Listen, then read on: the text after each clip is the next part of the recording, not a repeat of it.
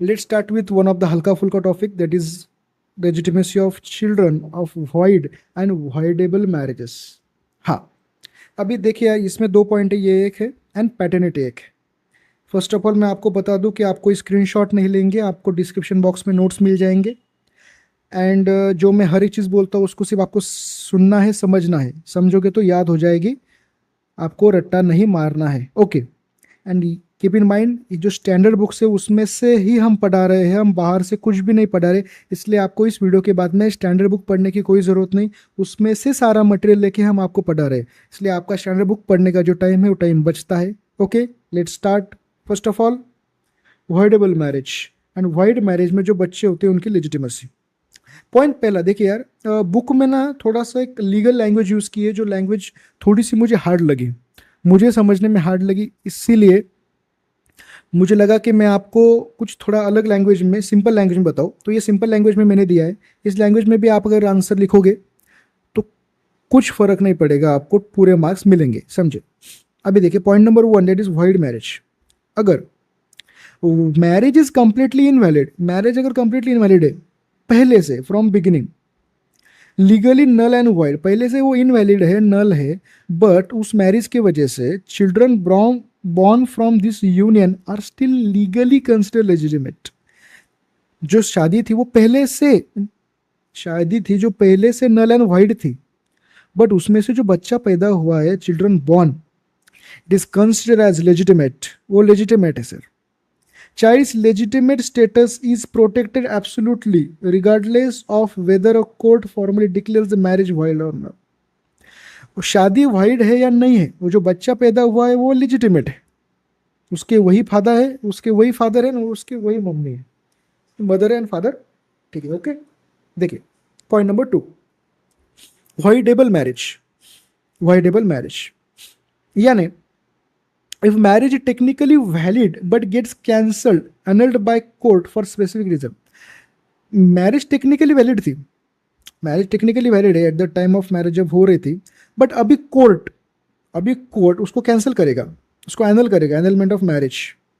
कुछ रीज़न की वजह से कोर्ट अभी उसको एनल कर रहा है, उसको कैंसिल कर रहा है.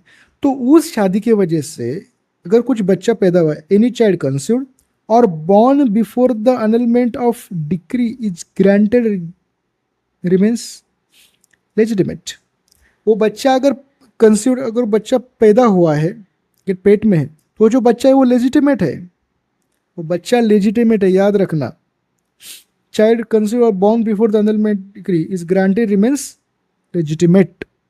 शादी टूटे या ना टूटे उससे कुछ नहीं, बच्चा लेजिटिमेट है सर, जायज़ है बच्चा.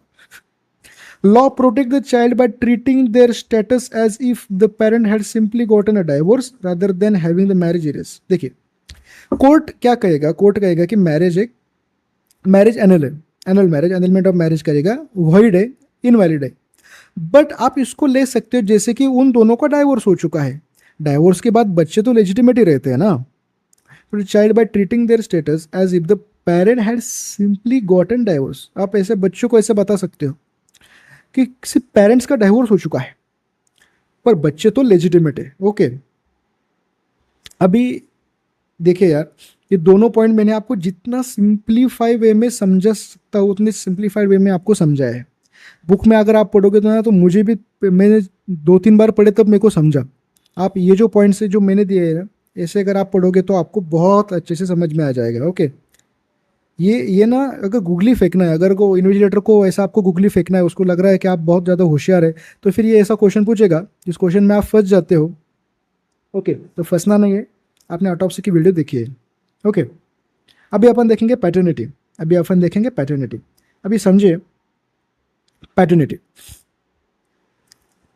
का मीनिंग है फादरहुड. देखिए पैटर्निटी इज डिटरमाइंड बाय, अभी आप कैसे बताओगे कि the concern person is your father, आप बताओगे तो फिर एक नॉर्मल लैंग्वेज में आप कैसे बताते हो.